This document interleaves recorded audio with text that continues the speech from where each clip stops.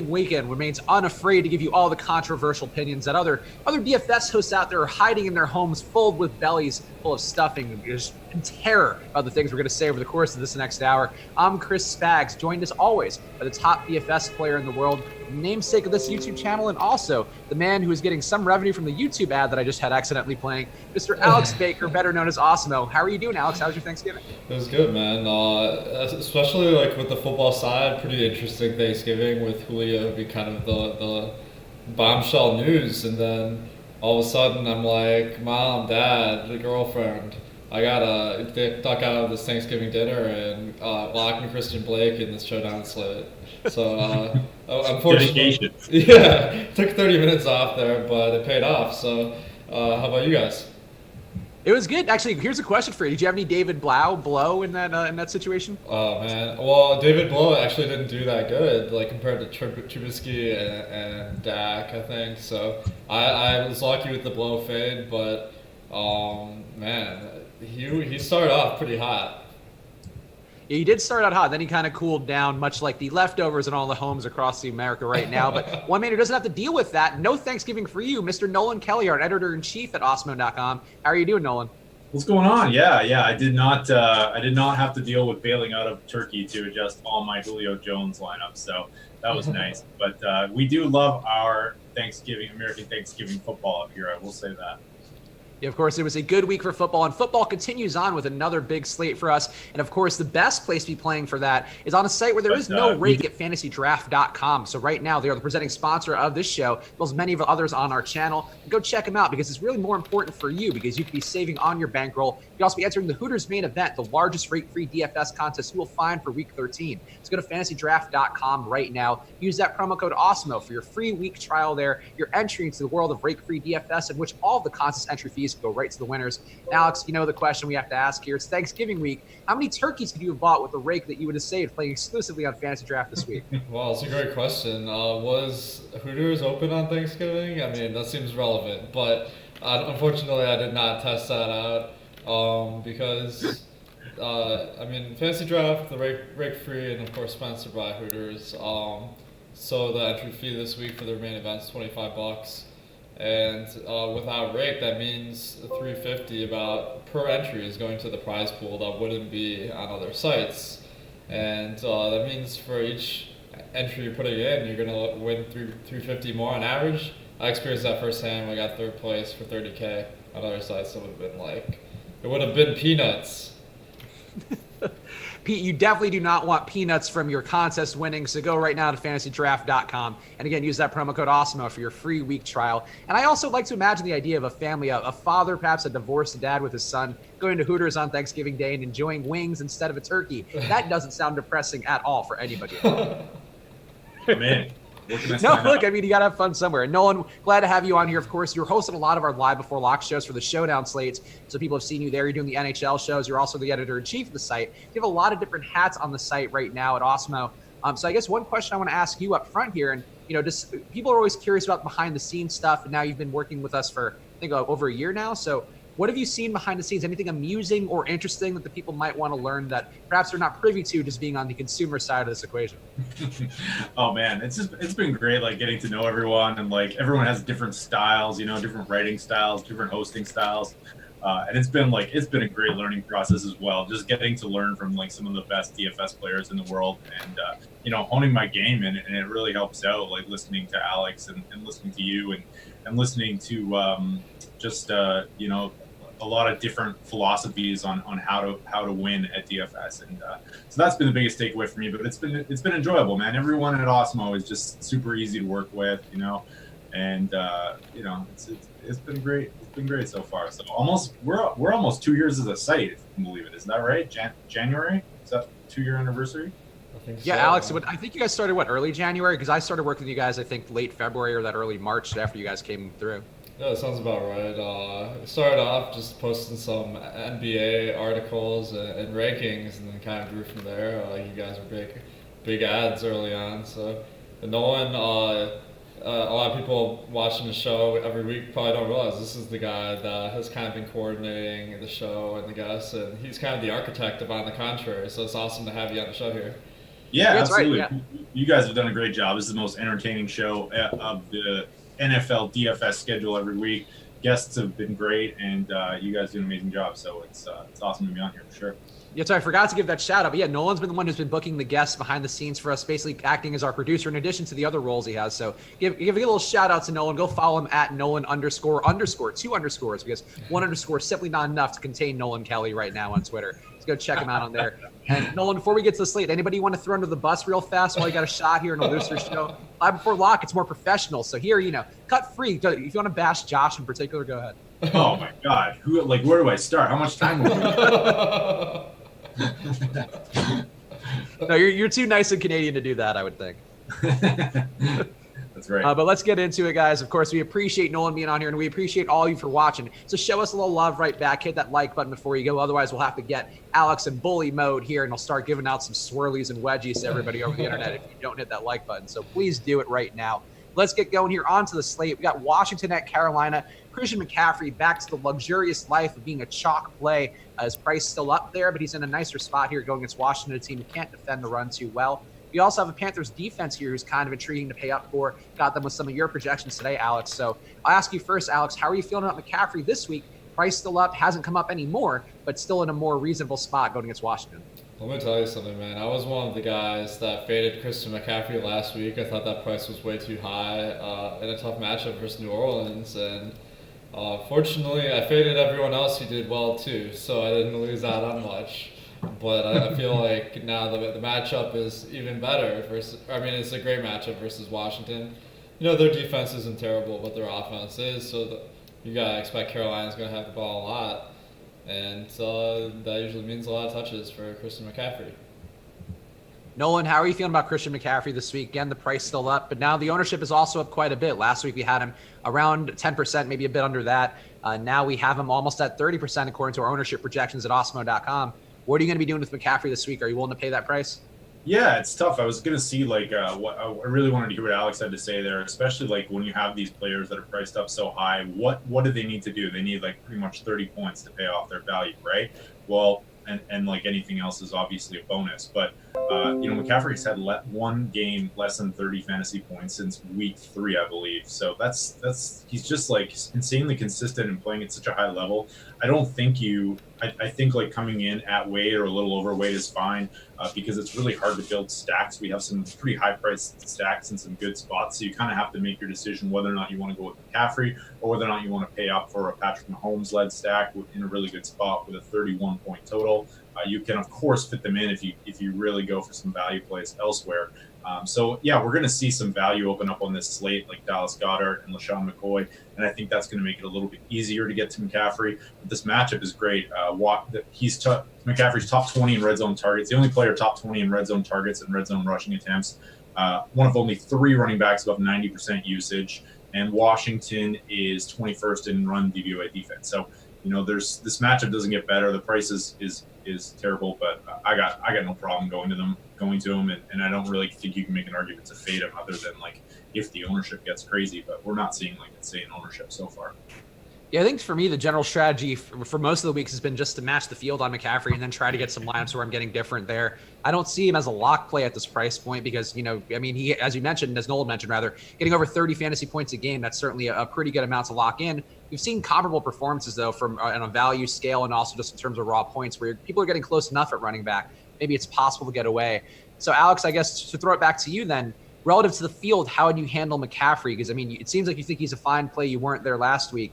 But would you be just trying to match the field? Are you getting more brave with it where you're willing to go above? I guess, what should people be trying to do? Because McCaffrey is basically going to be the first choice you have to make this week. Well, you heard it here first. On the contrary, you might want to seriously consider this guy, Christian McCaffrey, in DFS this week. So brave. These are the takes other sites are afraid to give you. Actually, he's my second favorite running back on the week, so I'll be having him a lot. But there is one guy that's really, really standing out as an amazing play this week. So you only get to choose 2 or 3 running backs. So I definitely don't think I'm going to lock in McCaffrey because this other guy is about as close to a lock as they come, I feel. And being second, I have to rotate that spot more. The radio tease of a lifetime there. Hopefully we'll talk about that running back in this hour. We won't just don't tell anybody about him the whole show. Yeah, probably not. I'll just keep it to myself. You got to sign up for the projections to get that hot take.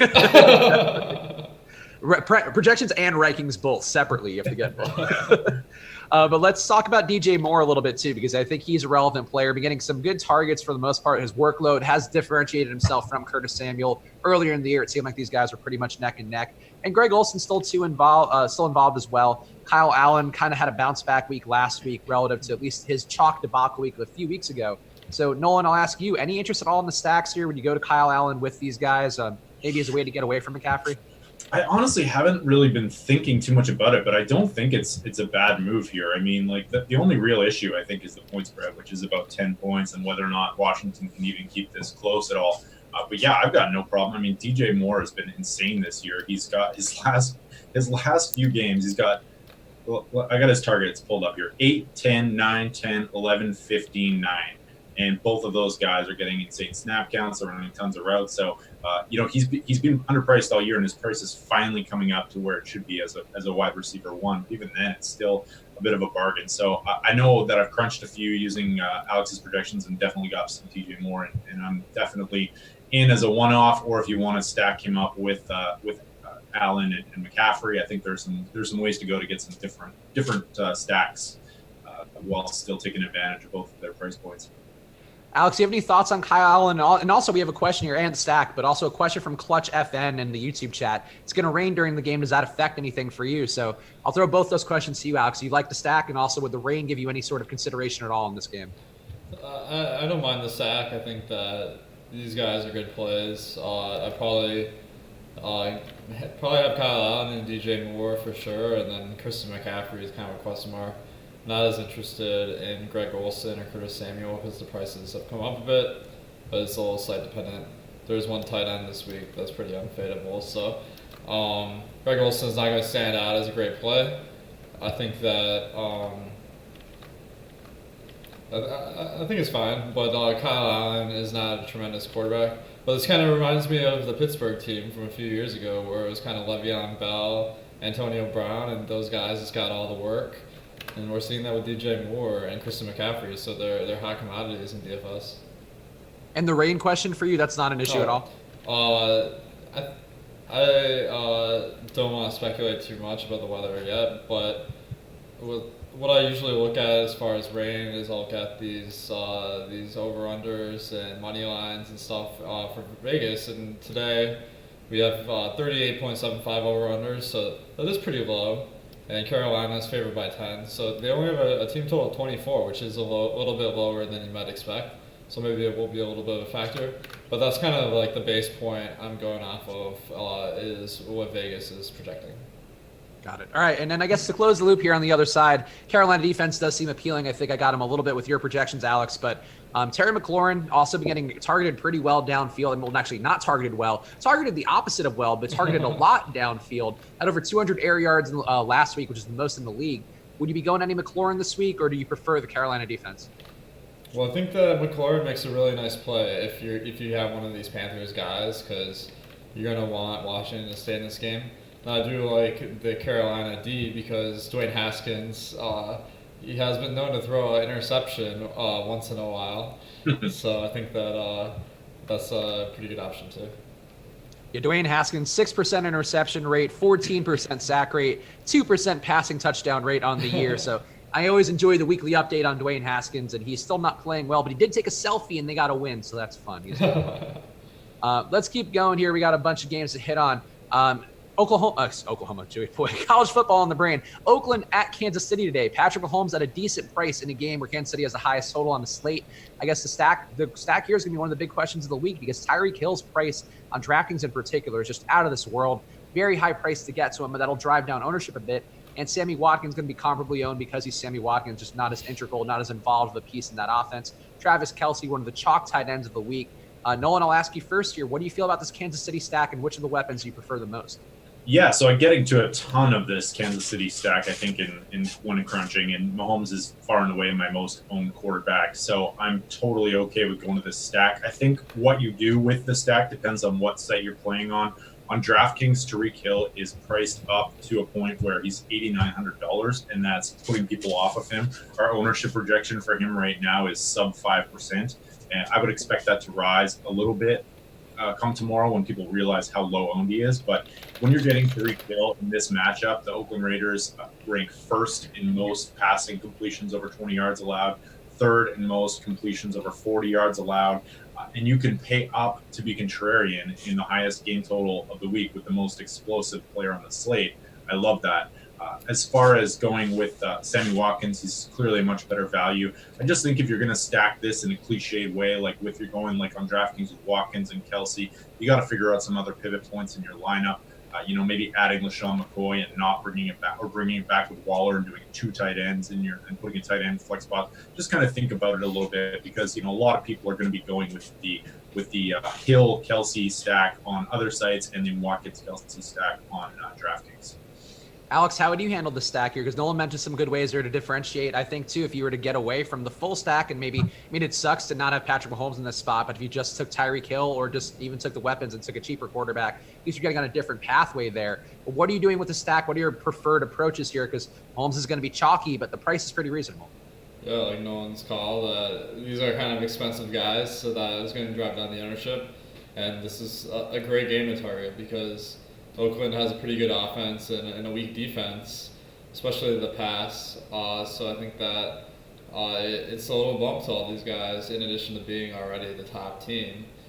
So I love this as a game stack, or maybe bring it back with Waller or Josh Jacobs or those guys. But we're on a show about contrarian takes. So one guy I'll throw out here is Darrell Williams. Last week, after Damian Williams was out, the other D. Williams came in and played about half the snaps compared to LaShawn McCoy.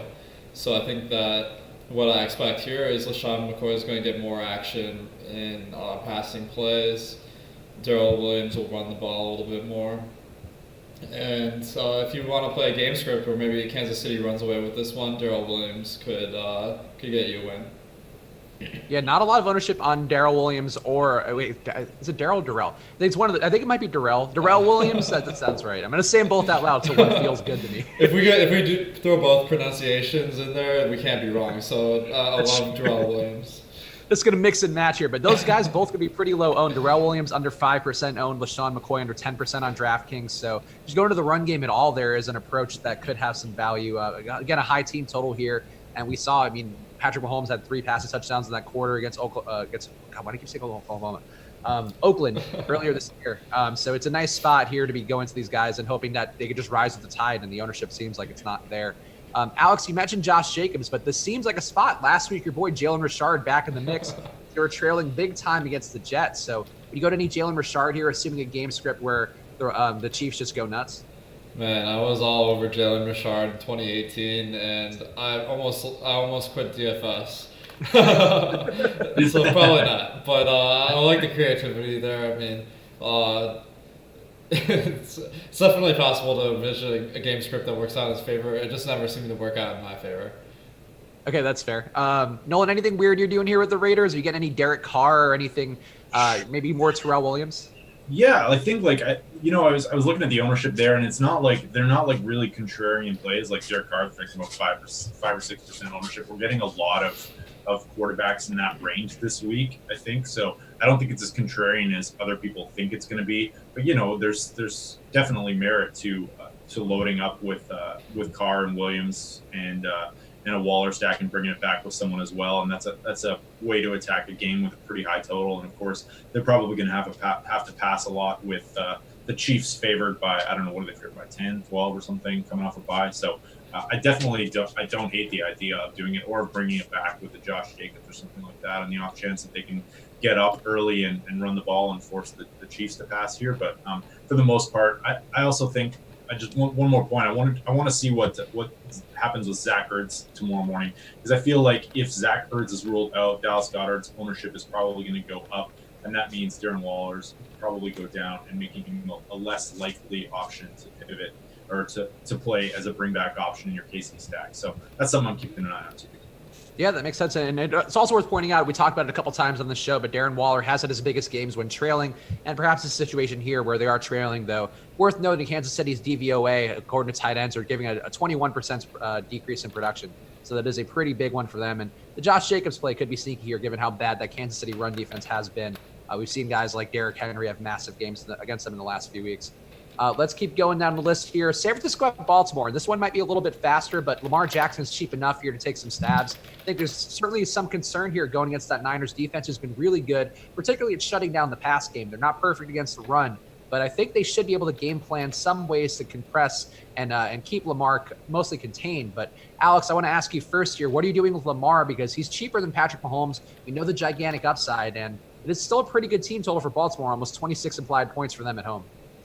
Yeah, I mean, this is a tough matchup versus San Francisco, certainly, but San Francisco has been very strong versus the pass this year, but they have been a little bit worse than average versus the run.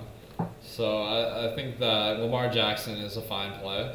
That 25-point total is pretty encouraging for Baltimore, given the tough matchup. And I can't see myself loving maybe Andrews or Marquise Brown because of the prices here, but Lamar Jackson stands out as a good play. Nolan, how are you feeling about Lamar here? And would you be willing to go to the targets given the fact that San Francisco's really limited pass throwers really well, just 137 passing yards a game allowed by them? Yeah, this is a really tough game to get a read on, in my opinion. I think, Alex has preached all year that, Lamar Jackson's pretty hard to stack. And I think a lot of people that have stacked them have been lucky. They're a really efficient offense, and they actually, they're down in pace, but they're running a lot of plays because they're a ball control offense. We have Lamar Jackson getting about 5 to 8% ownership across the industry. So I think he's kind of a contrarian spot in this contrarian play in this spot. He can always break one off. The problem, of course, in GPPs is stacking him up. No Baltimore receiver has run more than 22 routes or something in the last 3 weeks, which is just nuts. So it's really hard to figure out who you're going to stack him with. I think if you are stacking a run-first quarterback like him in a weaker spot, you can probably get away with just having one stacking option, going with Mark Andrews or Hollywood Brown. Both of those guys top 20 in the NFL this season in red zone targets. So I'm not overly excited about getting to this game, but I also think that there's some contrarian value here, and especially Garoppolo on the other side, who's getting almost no ownership. So again, another tough. These are two offenses that are kind of hard to figure out sometimes, and I think that they've been a little bit. If you've been stacking Lamar Jackson, you've been a little bit lucky to this point that his touchdowns have been so concentrated. Yeah, I would. So, I think the thing that, and we kind of saw it in that Rams game on Monday night where I did the showdown breakdown video for that, and I feel like that was for some reason, one of the better games I had to read on all year because I knew that Jared Goff was going to curl up in a ball on the other side. And Lamar Jackson just did a good job kind of exploiting the Rams defense because what he would do is start to look like he's going to run. They would then compress on him, and then the coverage would get more lax, and that's why Marquise Brown kept getting open. The Niners defense isn't going to do that. They cover really well outside. So I think they're going to be able to contain Lamar. I think Lamar's, still got as good of a floor as anybody. I wouldn't mind him in cash. But in tournaments, the move to me looks like Mark Ingram, under 5% owned. Gets a lot of the work in these kind of competitive, high octane, really tough matchups, I think, is where they really like to lean on him. So Ingram, to me, not much ownership. The price is reasonable. I would want to go there this week because we talked about that rush defense not being that good. So, Alex, would you have any interest at all in Ingram? You're giving up almost 5 yards per rush on San Francisco. And, again, the pass defense is so much better. It could be a funnel for the run game. So Ingram's not a guy I love in DFS because it's just the average projection that I end up with him is usually pretty low compared to the price tag. He's been getting a lot of touchdowns this year, which is a really it's a good factor. But when it comes to how often he's targeted when he's out there running a route, it's only 15% of the time, and that makes sense because Lamar Jackson, he can do it himself. He doesn't need to check down, and that really hurts his his projection in PPR and half PPR. So I don't really see myself landing on Ingram that much. Yeah, it's very probably does have to have the touchdowns to get there. Nolan, do you see yourself having any Ingram this week and as a a low owned and possible leverage move on some Lamar ownership? Yeah, I get what you're saying there. I think that's how you kind of have to view it, right? He doesn't have bell cow back status. They mix in some Gus Edwards and some Justice Hill sometimes, and he has been kind of lucky with the touchdowns. He has had 2 in each of the last 2 games, and so I think, from that perspective, if you're banking on him to score a couple touchdowns at really low ownership, I don't see why not kind of mixing it in some chalkier lineups. But the usage rate isn't there, and the rushing attempts aren't there for him to be anything more than a low owned flyer in a chalkier lineup for me. Okay, no, that seems fair. Yeah, an interesting spot. Definitely going to be a good real life game, but maybe a tougher one for fantasy purposes than it may seem. Alex, just real fast, any interest in particular on any of these Niners guys? George Kittle maybe being a tight end player who's going to be low owned, but perhaps could be really necessary against the tough Ravens D? Yeah, I think Kittle is a guy I like this week because the main thing with him is that he just wasn't on the field like a ton. He still was putting up good averages, so I know this past game he was on the field for 38 of 48 offensive plays. I mean, I'm not taking this as gospel because 48 plays is a low number for San Francisco to run. So maybe if they'd run more plays, he wouldn't have played as much as a percentage. But that makes me think that he's healthier now than he had been earlier in the season. And we know this guy is a tremendous talent. He would be someone I'm really looking at tight end position. All right, let's keep moving here because we got a bunch of games we wanted to talk about this week. And guys, hit that like button again. All the things that we say, all the data we give, only as accurate as the amount of likes we get. That's the direct correlation play here. Let's go hit it right now. Got Green Bay at the Giants. Davante Adams looking like a massive underpriced play on DraftKings in particular. And I think the question we have to ask here is he a must play? So Alex, you're the guy who knows all the salary things. That's really the DFS channel, so I'm using all the technical terms, all the salary things. But price sensitivity is a thing. Adams is really cheap. He's had 10 targets in his last 3 games. So would you be willing to go with the field on the chalk play of the week, Davante Adams? Well, it's certainly a great matchup versus the Giants, who they've given up significantly more than average yardage on passing plays. I think that Adams is the one receiver in Green Bay we can feel confident is going to be out there almost every play. And he's been good this year. The price is low, so I'm seeing green lights everywhere. The one thing that will prevent me from landing on him 100% is that the variance in wide receivers is very high. So I have him projected for 96 yards and 7 catches. So suppose he doesn't get a touchdown, he ends up with that. That's like 16 points. So I mean that won't really get it done. So there are a lot of outcomes where you'll be disappointed even if he puts up a pretty good game. Davante Adams, 1 week this year, just a 1.4% touchdown rate, so pretty low for a guy who's getting the volume that he's gotten. Maybe due for some positive regression there. Nolan, how are you handling Davante Adams this week? Is he somebody you're willing to match the field on? Yeah, I was wanting to hear what Alex had to say there because I think he sort of echoed what my question was going to be is about wide receiver variance, and it's definitely a more variant position than running back. We're much more able to project touches for running backs as opposed to wide receivers. So in a vacuum though, I really like him. This New York Giants secondary has not been good all season. Janoris Jenkins has improved a little bit of late, but DeAndre Baker is still terrible. He's still one of the worst 3 corners in the league in terms of yards per snap allowed and quarterback rating against. He is pretty much at the right cornerback spot, and Davante Adams kind of moves all over, so he should get about 25 snaps against a pretty bad corner. So I do like that matchup. The ownership's there, but the price point is good. It's a lot of conflicting stuff here. But my initial take is he's a great play and a great play for cash games as well, right? So I will definitely be using some this week. Do you like that, Nolan? Do you like that Aaron Rodgers stack with him? And I guess would you be willing to go to Adams and one of the other receivers? I got a little bit of Jimmy Graham coming with the 2-man stacks with the quarterback, and it's hard to get to Valdez-Scantling or Allison. And I don't know that you really want to get there anyway because those guys aren't as involved as it seemed like they could be. So what are you doing with Rodgers? I don't know. It's tough because like you said, you have Adams as the clear number 1 dog, alpha dog in this offense, and then it's Allison, Lazard, and Valdez-Scantling.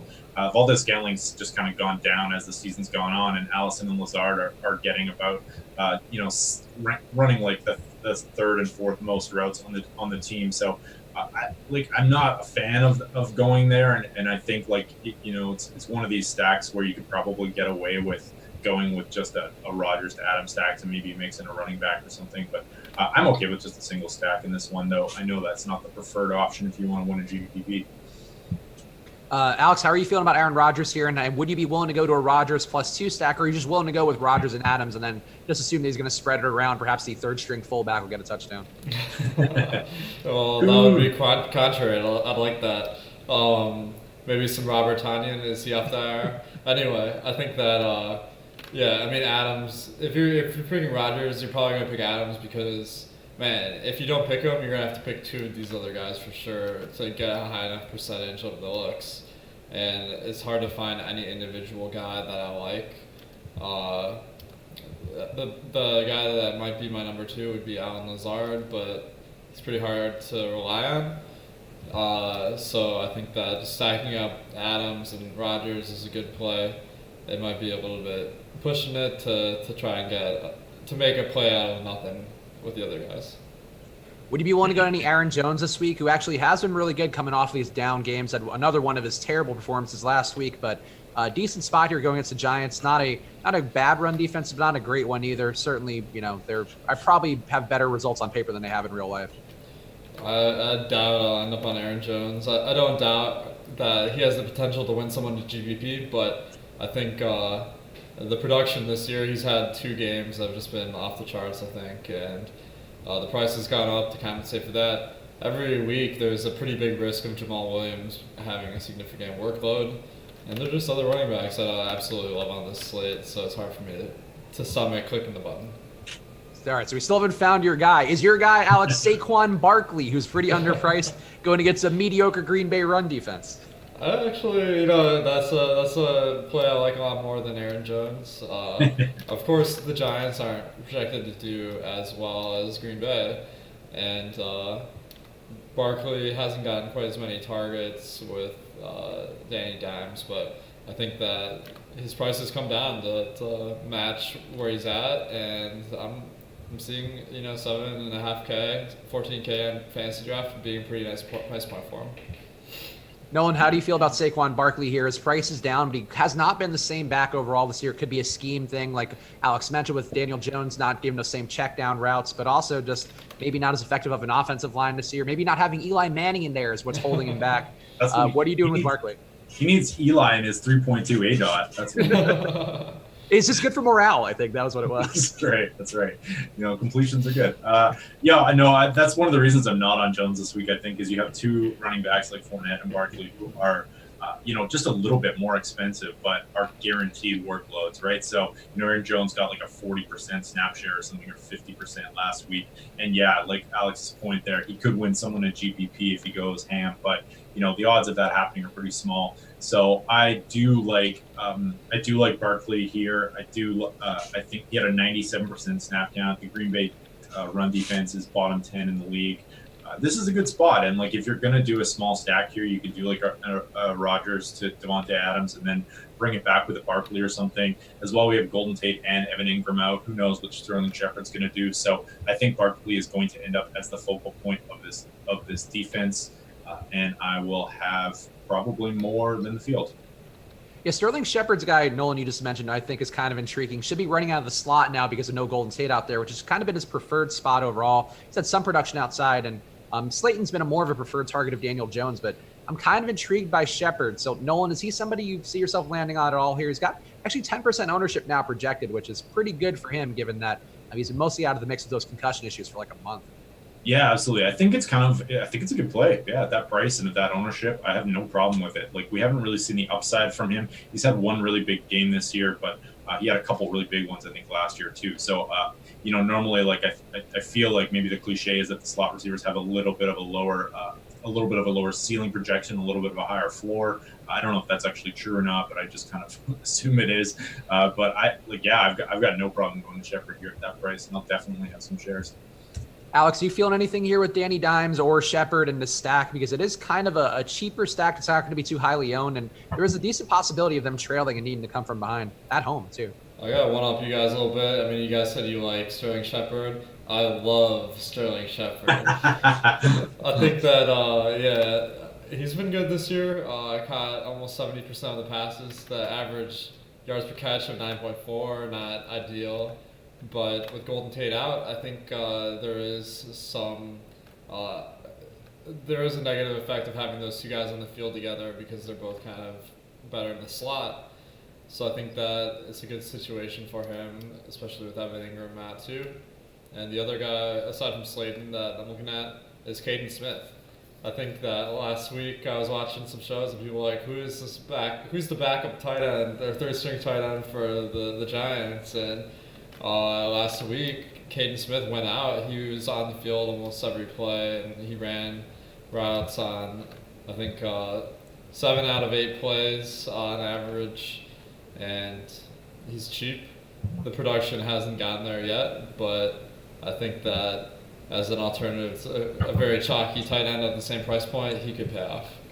Yeah, Caden Smith ran 39 routes at last week, which actually one more than Darius Slayton, so he's been involved. And Jaden Graham set the bar for him with the similarly named tight ends who could pass for hot girl names, so it could be a good week for Caden Smith to carry on that proud legacy. Let's keep going down the list here. We got a Rams team heading into Arizona, and the Rams do project for a decent bit of ownership. They've come down a bit in our most recent run of ownership projections. They're going against an Arizona team who gives up a 71% completion rate and a 7% passing TD rate. They also blitz at a really high 41% rate, and I think that can cause problems for an easily overmatched Rams offensive line. So, Alex, let me ask you first, because I think this is a team who you may like a little bit. I mean, Jared Goff's certainly good to be in play in games that seem ideal, but the blitz rate scares me off because that's what the Ravens really did to them a lot, where Jared Goff, and I'm sure we all saw that game, could not handle the pressure at all. That offensive line cannot handle the pressure. I'm kind of worried about Goff in this spot, but should I be, or are you willing to go to a good amount of Goff this week, Alex? I think that Goff has been having a bad year. I mean, he's averaged 7.3 yards per attempt, which is below the league average, so certainly not someone that I might tout as a top quarterback. But the receiving plays are good here. I think that last week it was actually interesting because Cooks and Woods were back, but Josh Reynolds still played a lot of the game. So it seems like maybe not counting on Cooks, Woods, or Reynolds as great options this week, but Gerald Everett's out. And I think that elevates Tyler Higbee as a good play. He's the minimum price on FantasyDraft and on DraftKings, so I'm ending up with him a ton on those sites. I'm sure he'll be extremely chalky. And then Cobb has been having a fantastic year. He's had some off games, but with that kind of volume and being in a high variance position, I love taking some shots at Cobb. That makes sense. Nolan, how are you feeling here about this Rams passing attack, who has had some down days, as Alex mentioned, on the year, but going against an Arizona team who's given up a lot of production on the year, giving up just short of 300 passing yards per game? Yeah, I wonder, initially my first response to this was like, no, I don't want any of it. Like, it's just like the Rams look terrible. Rob Havenstein's out, and it just looks like their offense is putrid. But, when you dig into it further, one, the game total is pretty high. Two, these are the number 1 and 2 pace teams in the entire NFL. And I think there's going to be some fading recency bias here. Cooks and Woods are getting almost no ownership, especially Cooks. He's under, I think he's 3% across the industry. So I don't have any problem going to the Ram stacks here. I think you can work in some ways to for some contrarian builds. I don't know who to bring it back with. Maybe you guys can tell me. Yeah, Kenyon Drake maybe is somebody who I know I got in some run backs from Alex's projections. But Alex, if you were playing this Ram stack or any configuration of it therein, what would you be doing here? Who would be the run back? Christian Kirk too has some ownership, has actually come down in ownership throughout the week. Yeah, I think Kenyon Drake, he has kind of assumed that lead back responsibility, and David Johnson hasn't been playing a ton. I don't necessarily expect that to be reliable week after week, but it's worth a shot in GPPs. The problem is beyond Christian Kirk, who's a little bit expensive, and Fitz, who doesn't stand out for me either. It's just they have too many guys in the mix, so it's hard to find one that I like. Yeah, no, that makes sense. We also are expected to have Chase Edmonds back this week, so that's going to dilute things even more. I guess we need to talk a little more about Tyler Higbee. I know Alex mentioned him briefly, but minimum price industry-wide in a good spot going against the pass funnel here for Arizona, who's given up a lot of tight end production on the year, now a 33% DVOA boost to the position according to Football Outsiders. We've seen big games and just touchdowns from guys like Brett Ellison. Everybody really who's played this spot has had some success. So, Alex, how much ownership is too much for Tyler Higbee? We talked about the variance of a pass catcher. Certainly going to be pretty variant for a tight end, but minimum price and in this spot just seems like kind of the ideal mix. Yeah, I mean, sometimes you gotta just take your chances because a guy like Higbee allows you to get like studs like McCaffrey and maybe spend up on your sack too. And you're not gonna find a tight end that really has that same level of projection, even close to his price point. So it is maybe some speculation that he will run way more routes with Gerald Everett out, but if he's out there about 2/3 of the game like I expect, he makes a really nice play. Nolan, how are you going to be handling Higbee given the fact that he's minimum price and should pick up a lot of opportunity? Everett was actually pretty involved in that pass game, has seen some deep targets too, so even if he runs a facsimile of Everett's workload, he could have some nice upside. Yeah, I think it's a fine play at 2,500. I also like Caden Smith as well. I think that was a good call. That's a good contrarian call. What's our Higbee ownership at right now? So got him at 22. Yeah. 22. So that's going to be fade territory for me. I just think the Rams have been, or the Cardinals have been bad against tight ends. But if you look at the last 2 weeks, the last 3 weeks, they've been okay. Like they're not getting absolutely torched. Ross Dwelly didn't really do too much. He got 14 total yards, even though I think he had a touchdown in that game. The Bucs didn't do much against them. I think Howard had 4 for 47 or something. So there's at that price and at that ownership, at that ownership, I just think there are spots that I would rather go elsewhere, but I can certainly understand wanting to go there for sure. Yeah, an interesting spot, and it certainly could make some of the higher price tight ends more valuable because it should be a lot of ownership going to Higbee by the time we have our final ownership run tomorrow.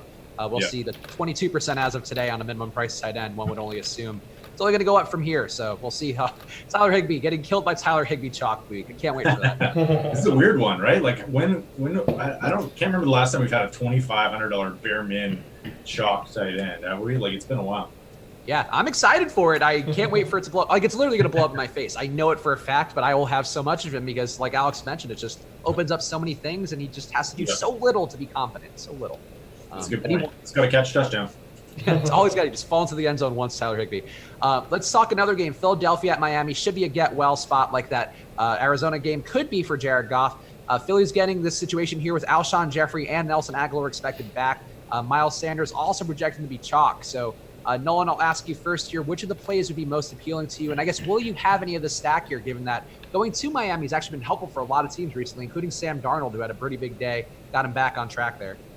Well, I'll tell you what, my favorite lock of the week is Miles Sanders. He's the best running back play on the slate. Heard it here first. So no matter what Alex says after this, I was the one that said it. So. I do like Miles Sanders a lot. I think when you look at his workload last week and his snap share and everything, he was pretty solid. It's just a really tough matchup, and I think, I guess I'm mixing it up. I was thinking it was the Patriots game, but it was the Seahawks last week. So I don't know. It seems like he's in a good spot with the Eagles favored here. What I really wanted to talk about, I'm curious as to what you guys are doing with Dallas Goedert because. When he's already seeing the field, right? So he's already getting a 90% snap share. He's already running almost the same amount of routes as Zach Ertz.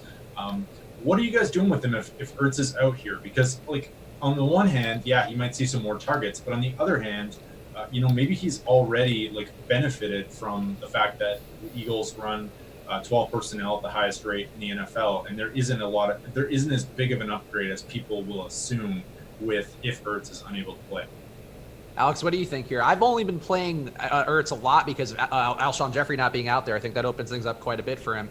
But now we have Jeffrey and Aguilar back in there. So how does this affect the equation for you, Alex, with Ertz and for Dallas Goedert? I think Nolan, you're right that it doesn't move the needle a ton if Ertz is out for Goddard. So maybe he'll be overrated because they do run so many tight end sets. I do expect that if Ertz is in, Goddard's snap count will go down now that Jeffrey and Aguilar are back. But if Ertz is out, the guy that will play more is probably Jordan Matthews. He doesn't get targeted much. He got cut. Yeah, he got cut? Yeah. He ran he led them in routes, I think, and snaps and just got cut. He got cut right before Thanksgiving too, which is pretty mean. Hey, that's not bad, man. Having to practice. So, Get a little fat too. Hey, maybe he'll get picked up by another team before the weekend and be in play, but I guess not this week. So disregard everything I said.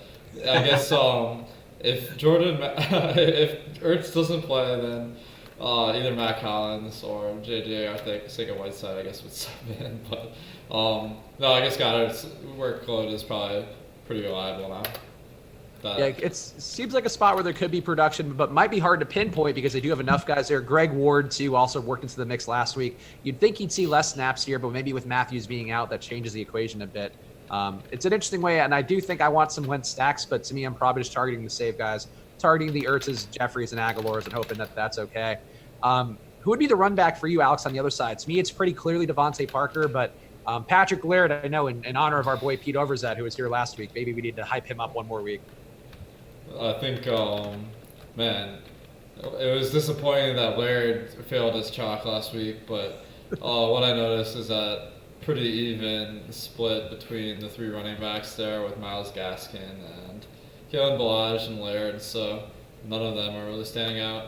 But one positive factor is that Jakeem Grant was pushed to the IR, I believe, so that does open some doors for some other wideouts, namely Albert Wilson.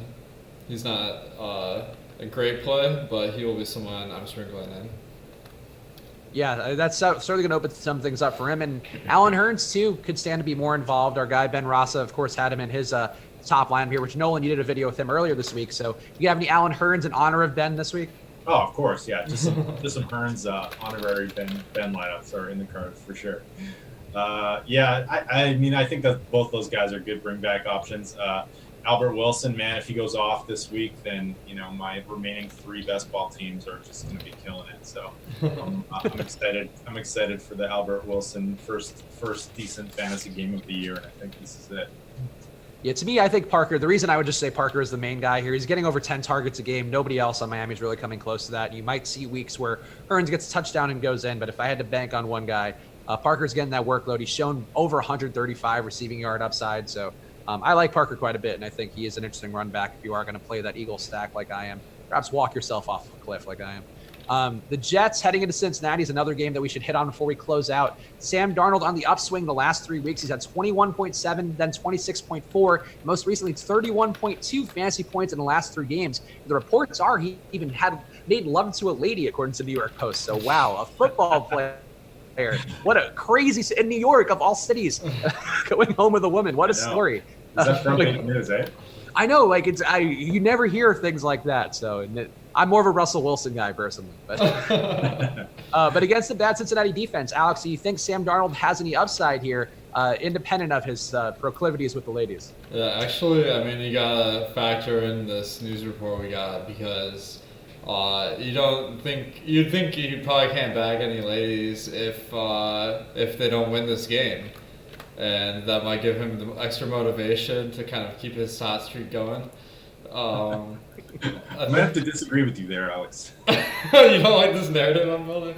I mean, the guy likes to win, clearly. I mean, and he's going to be motivated. So I think that, I don't love the spot, like, for real, but... I'm just picturing him like sad Michael Cera walking from the bar because the Jets lost in Cincinnati. He's got enough of those days now. He's used to that. Nolan, how are you feeling here about Sam Darnold? Would you play him at all this week, given the fact that he has improved? And, of course, Adam Gase already getting reassurances that he'll be back next year, so that's going to work out really well for the Jets. Oh, God. Really? That's terrible. I do like the call. I think, I always have trouble trying to figure out who to stack him up with, whether it's Griffin or Anderson or Lev Bell or Crowder. Crowder's a little bit expensive, and so that's kind of one thing that's putting me off him. I think 5,600, I guess, on DK. It's not great, but just the upside is kind of limited there. So I don't know. I feel like this offense isn't quite as concentrated as much as I'd like it to be for stacking. But at the same time, I might just be way off base there. Maybe you guys can correct me. But I do like the other side of this game too, that we'll probably get to in a minute. Yeah, so just to close the loop on the Jets, Robbie Anderson did have his best game in a while last week. Still not seeing a ton of air yards, so I think there's some risk there. But at his price point, I wouldn't hate the idea of going back to him. Jameson Crowder, though, still seems like the preferred weapon. Ryan Griffin involved. There's some ways to go here. And Le'Veon Bell going against the Cincinnati team who gives up almost 170 rushing yards a game. Could be a spot where Bell keeps it going here. Had a nice game last week. Price is up enough where he won't be too owned.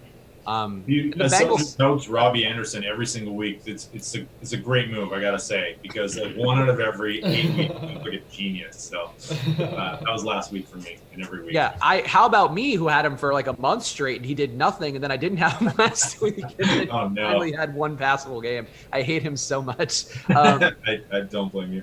But Alex, real fast. So Le'Veon Bell, is he somebody you'd have any of? And is he the running back? How have we not hit the running back yet? I think that it was Miles Sanders. No one's Okay. Good. But I think that Le'Veon Bell is certainly a good play. Probably not a top play because we have such other good options. And although this matchup versus Cincinnati is ideal, the Jets still aren't a very good team, and I think that's why we're seeing this 22 team total. But I like Le'Veon. I think that he doesn't stand out quite as much as some other guys. How about the Bengals side for you, Alex? Nolan said that he might have some interest. And look, I don't mind Tyler Boyd. He was getting there with Ryan Finley. And Ryan Finley, I think, for whatever you could say about Ryan Finley, he is unequivocally a worse quarterback than Andy Dalton. So what are you feeling about this pass game for Cincinnati at home? I think it's somewhat appealing because, man, Ryan Finley was bad and he lost us a lot of money.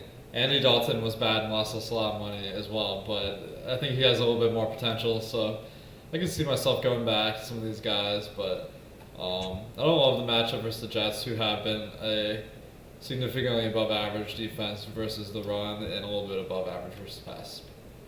Yeah, I think they get a bad rap for the pass game, but they still have a 74 coverage grade from PFF, not giving up monster days, decent passing CD rate, decent passing yardage a game, loud.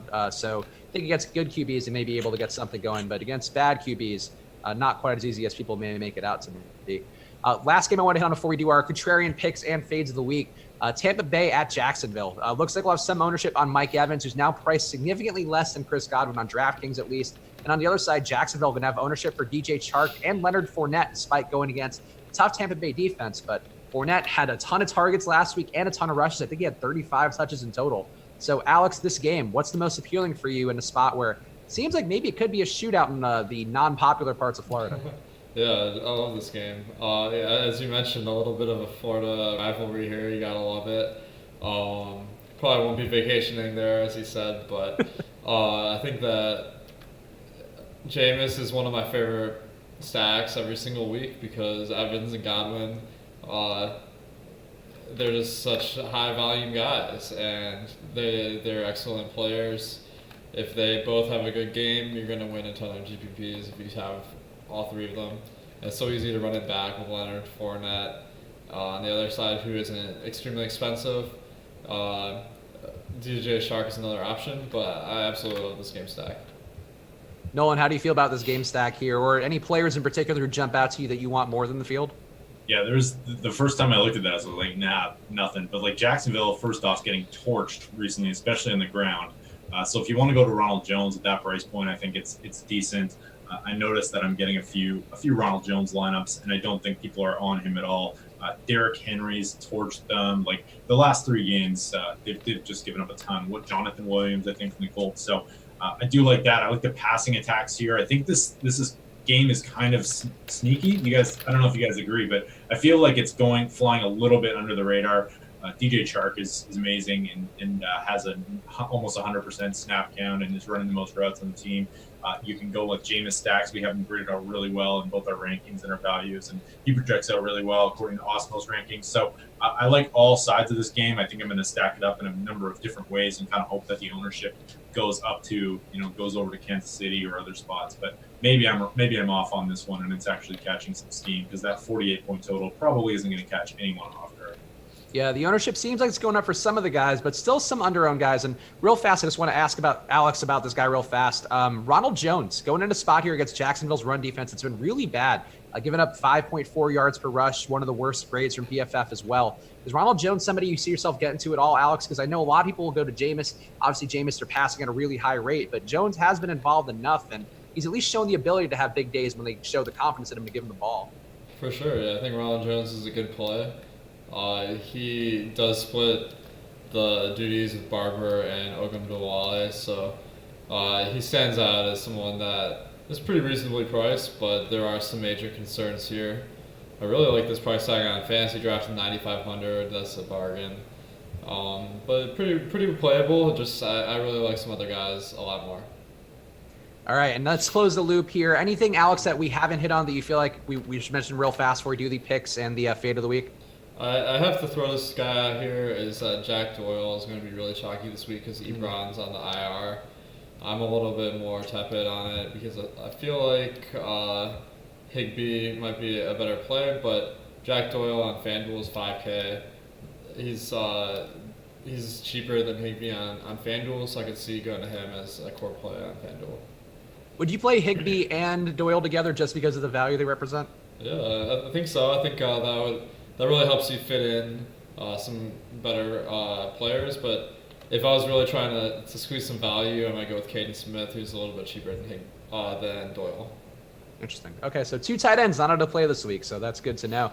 Of course, so many tight ends. Yeah, Nolan, do you have anything too you want to hit on real fast before I give a final plug for Fantasy Draft? No, I do like the Bengals stack a little bit as well. I kind of think that's like a value one if you want to pay up for running backs. I feel like Andy Dalton wins someone $1 million every single year and hasn't happened. This is the week for it. Wait, what? Does he really? I don't know. I feel like he does, doesn't he? Isn't there like always like one game where the Bengals look like score 42 points and everyone's like, "This is it. This is the year it all comes together." And then they finish 6. I hope you're right, man, because with only 4 weeks left, we can easily pinpoint which game this will be. I know, and this is the end for him. Like he's probably going to be holding a clipboard for the next 8 years. It's kind of sad, but here we are. All right, so guys, go to FantasyDraft.com right now. We're going to do the fades of the weekend, Contrarian plays and fade of the week coming up in a second. But real fast, make sure you go to FantasyDraft.com. Enter the Hooters main event, of course, the biggest rake-free DFS tournament you will find for Week 13. And use that promo code Awesemo to get your free 7-day trial. We appreciate them, and you would appreciate them too. Your bankroll definitely will. Go to FantasyDraft.com and use that promo code Awesemo. All right, Nolan, you're the guest, so let's go to you first with the Contrarian QB pick for Week 13. Who would it be? Oh, I'm gonna go. I spoiled my thunder, but my contrarian pick is going to be Andy Dalton. We have him at 5% ownership. Does that qualify? Yeah, that's fine. We're pretty flexible here. It's a pretty chill show, Nolan. I don't know if you caught that. Yeah, sorry, you cut out there. You cut out earlier, and I thought that's what I was giving my contrarian pick. So I've already given it. I'm going. I'm gonna have some Andy Dalton stacks. I think Tate, Boyd, and Erickson are all. It's a concentrated offense. They run a lot of 11 personnel with the Sean McVay disciple, Zach Taylor, in there. So I do like stacking Dalton up with 2 wide receivers, super cheap, allows you to pay up all over the slate for other stuff. So, and I think it'll be fairly contrarian. And it's not like the Jets are world beaters here. Plus, Lev Bell is a bring back option. I like that a lot too. Alex, who'd be your contrarian QB pick for Week 13? First of all, I gotta mention our ownership has this guy Drew Lock that I didn't even. I've been kind of following the Thanksgiving stuff. I didn't even know this guy was playing, but that would be pretty funny if Drew Lock. He's a 2nd-round pick, so that means not quite as good as Dwayne Haskins, but that would be. Really twice as good as Danny Dimes. Yeah, there we go. I think my contrarian pick is Danny Dimes. Actually, I think that. With Tate and Ingram out, I think that, and Red Ellison, of course. I think I really like Shepard and Caden Smith, and then Slayton makes a nice kind of overpay to be contrarian, I think.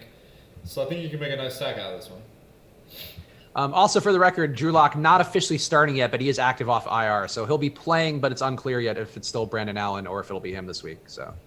Just something to keep in mind. Don't lock in Drew Lock just yet. That's hard to do.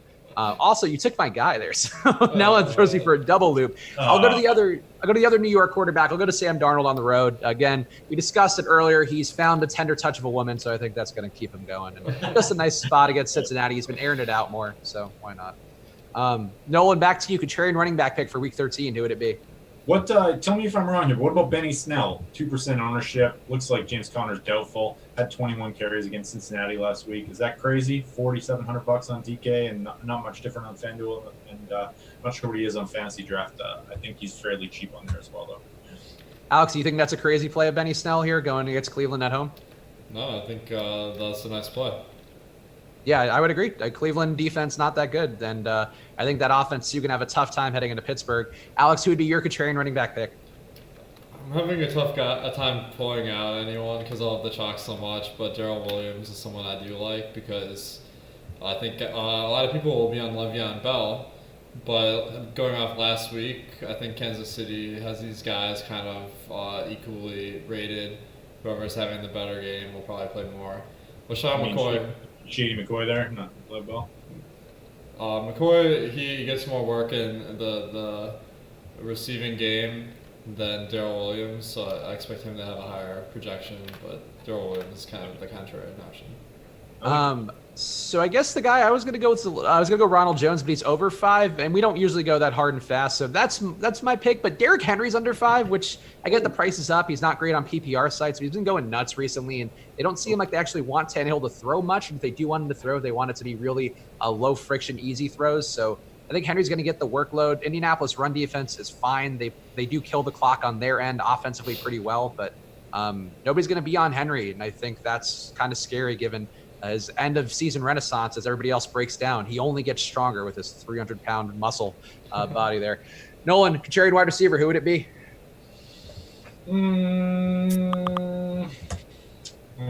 Alex, can you go first? Yeah, I can take this one, I guess. I am seeing pretty weak options here under 5%, so I think it's going to be really tough to find a contrarian option. One guy that does stand out to me is Deontay Johnson. He's been someone that with Juju Smith-Schuster out, he has kind of assumed the lead role along with James Washington. So I think that he's pretty reliable to be on the field. And if people are really fading Devin Hodges, then I think maybe Deontay Johnson could be sneaky. It might be hard to be worse than Mason Rudolph was. I'll go Nelson Aguilar. We have him under 5% right now. I do think that Philadelphia passing game is going to have some more upside here. Maybe that ownership comes up a bit now that people know he's going to be in, but he is a deep ball guy who can get those passes against Miami, so I'm intrigued by it. And again, the stack to me is one I will have some of. Nolan, who would be your contrarian wide receiver? I remembered. I was going to say Tyreek Hill because he was like 3% owned or something like that, but it looks like our recent ownership projections haven't been much, much higher. So I will not be able to select him. But okay, so a couple guys I like. Sterling Shepard, I think we already touched on, getting just 2% ownership. So I think that's a pretty safe play for cash games. And I'll go maybe with oh man, these guys are all so heavily owned. See, I'm dropping the ball here. I'm not at the OTC level. We make it look so easy, Nolan, but now you're in the bright lights. It all falls apart. Terry McLaurin as well, 2% owned. I wouldn't mind bringing him back in some McCaffrey stacks. All right, and then Nolan, last call of the week. This is the scary one. Fade of the week. Who would it be? Tyler Higbee, 25% ownership. I'm going elsewhere. There's a lot of other value tight end spots on this slate. I like paying up for Kelsey. Goddard I like. Whatever his name on the Giants. I forgot, Caden Smith or whatever. He seems pretty good. So there's a lot of options you can go to here, and I think like 25% for one guy seems like people are maybe overreacting a little bit to the flow chart that is the Arizona Cardinals. Yeah, min price and a flow chart's a tough combination. Alex, fade of the week. Who would it be? This one is a lock fade for me. I think that some people are going to look at Jonathan Williams' performance last week, which of course was a primetime game. Some of you might not even know who this guy is. The running back for the Colts who stepped in after Marlon Mack went out. He's only played 1 week in the NFL as far as I know. And Jordan Wilkins was kind of banged up, so he didn't really play in the game last week. But I think that his role isn't really secure because of Jordan Wilkins' presence. And then he doesn't really get much in the passing game because Nyheim Hines is their pass-catching back. And if the Colts really go out and dominate this game versus Tennessee, which is far from a guarantee, then Jonathan Williams could get it done. But I think the odds aren't that great. He's had 2 good weeks, though, just for the record. Doesn't make it much better. But Marlon Mack went out that week before, and that was when he kind of had the good game. But yeah, they fed him a lot last week. It seems hard to expect that again against a tougher Tennessee defense for sure. All right, for my fade of the week, I'm going to go with it hurts me, but I'm going to go Uncle Lenny. I just don't like the spot for him going against Tampa Bay. Tampa Bay has shut down so many teams. If Fournette gets 35 touches again, including 10 targets, it's going to be hard for him to fail. But I don't think he gets that this week. I think the blitz rate that Tampa Bay brings, they blitz 45% of the time. That's going to clog things up enough for Fournette to make it hard. I think it's more of a Chark, Westbrook, Conley game. But we'll see. That's certainly a risky one. All right, Alex, any closing words here before we let Nolan have the floor to plug whatever he wants? It's crazy. It could be anything here to plug, Nolan. Yeah, thanks everyone for watching. Thanks Nolan for joining us today, of course, and thanks for all your work organizing the show and the guests throughout the season. Thanks FantasyDraft for sponsoring the show. I think the main event's the premier place to play every week because you just win more money when you have a good lineup. And I'm going to be doing my office hours right after this, so feel free to jump in our premium Slack if you're not in there already and say hi, and I'll be answering everyone's questions. All right, and Nolan, here's your chance. Plug anything you want. Could be any fantasy website in the world or whatever else you have in your life. I'm just plugging Baby Yoda, man. I'm all about Baby Yoda. Adorable. Right? Yeah, I've decided what I want. Like, I have this irrational fear that something's going to happen to him. So what I want from this show going forward is just gratuitous shots of Baby Yoda drinking milk and hanging out and just in a really safe spot, because apparently I cannot differentiate that this is a TV show and I don't know. He's just the biggest thing in the world. So shout out to Baby Yoda, and I will be watching clips of him for the next hour. I'm glad you took that as your plug. I agree. Plug The Mandalorian. It's a great show. I'm to be honest, I'm pirating the show. I'm not paid for Disney for it. But it's a great show, and if I had to pay for it, I wouldn't feel bad about it because The Mandalorian. I'll be pirating if anything ever happens to him. So. There you go. All right, guys. We appreciate you guys all tuning in. Of course, hope you had a great Thanksgiving. Hope you have a successful Week 13. Hit that like button before you go. We'll see you guys again soon. So enjoy your weekends and good luck.